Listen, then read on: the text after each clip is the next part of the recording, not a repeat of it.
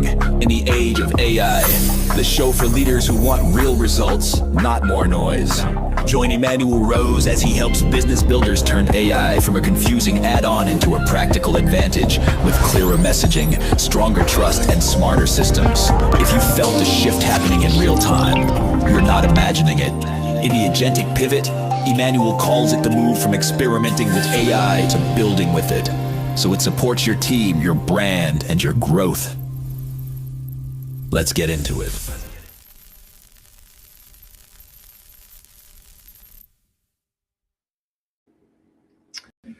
Welcome to this episode of Marketing in the Age of AI. I'm Emanuel Rose, and welcome. I'm talking today about the process of deciding what should be replaced by automation or by AI supplementation.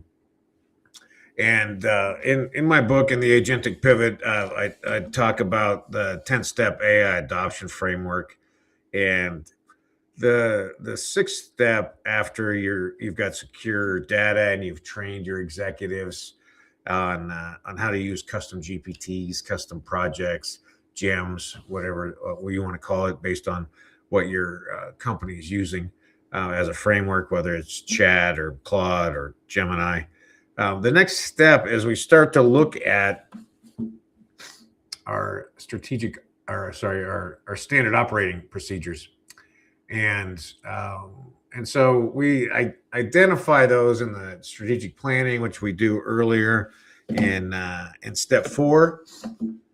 But as we're looking at the SOPs, the standard operating procedures, and there's the process is to go through and say, where am I spending as an executive? Where do I spend a lot of time, or where in our business are we weak at delivering service? What are we not good at? Where do we need augmentation, either in more training or from more humans, or by building, buying, or adopting automations and AI tools? So you go through and look at those SOPs, and I've built a tool called Strategic SOP, or the SOP Architect, and you can always trial that out for free and see if that's something that helps you. But we're able to, with this tool, walk you through the process of how to understand and talk about SOPs if you haven't done that before. And it's a valuable process. For instance, I'm working on a project right now for strategic e-marketing that's around client onboarding and that process and that sequence of events. And I've determined that it will be much more efficacious for me to build that in Claude code than it is to go and track down a commercially available tool. But that's an internal process, and if you have resources to be able to code and design and build out these things, then that's one thing. If you don't have that resource, then you need to go through the process of charting out your SOP and then asking some questions in order to decide what and how to deploy that tool. So once you have the steps, and so for onboarding, where I'll just show you if I can get that thing live. Just give me 1 second. Just give me a second here. We'll get that live, and I'll show you all the steps that we have identified as part of the onboarding process. And it starts with a sales conversation in those videos, and so let's see. We will get this live for you so you can see share this tab. The templates dashboard.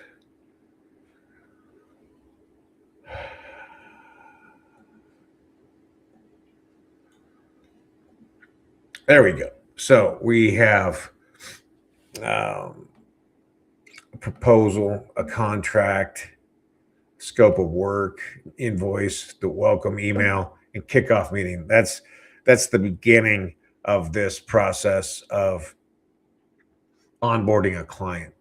And inside of each of these activities, of course, there's also additional SOPs, standard operating procedures, and that's what I'm building out for each of them, which is to attach a document or create a document inside of each of these for each client and each new client, and then keep track of that activity here to make sure that we go from a sales video, which is not on this yet, but it will be through proposal, this first row, and then understanding who all the stakeholders are and who's helping make decisions. And then inside the PM setup, we'll have the scope of work will be reflected directly into this module, which then will get pushed into Asana, which then will start to get assigned.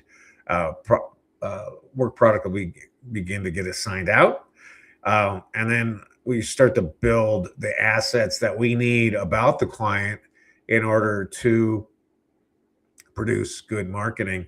And that would be understanding who their ideal clients are, either attaching or creating a brand book if they don't have one, crawling all their websites, crawling all their social profiles, making sure all the tracking is in place, like Google Search Console and those sorts of things, doing an initial content edit, paid media audit, and SEO, GEO, and then setting up the reporting. So this is what I consider to be client onboarding, and because of that, then that's the steps that we're building into software. Not every process is going to be a build tool. You're not going to want to build everything. So you have to, if you're looking at a tool, then you need to say, number one, what am I trying to accomplish with this tool? And how much time is it taking somebody from my team to do it? Or are we not doing it all? And what's it costing us to not be doing it? And then are there decisions that it's supporting or replacing? And then what data does it need, and what do I need to connect to it? And so if you build that in the beginning when you're reviewing tools, then you'll be able to know what's going to work and what's not going to work. I was looking at a LinkedIn outreach tool, and this particular tool did not have APIs in or out. It was still acting as its own island, and the product roadmap wasn't going to bring any APIs into play for another 3 or 4 months. That's a non-starter, because in the way that software works these days, you need to have your data sources connected by API, and you need to have other connections. If you're creating content, you want to have Canva or an LLM connected. So the fact that it didn't have an API access was an immediate exclusion for me. So that's part of how the assessment works. By knowing what data it's able to touch, then you can include or exclude. And then you need to understand if you're bringing in a new tool, who on your team is going to be the human in the loop, and make sure that the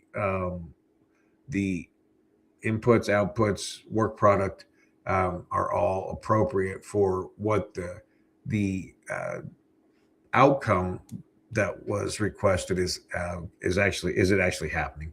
So we have step 6, we have an SOP.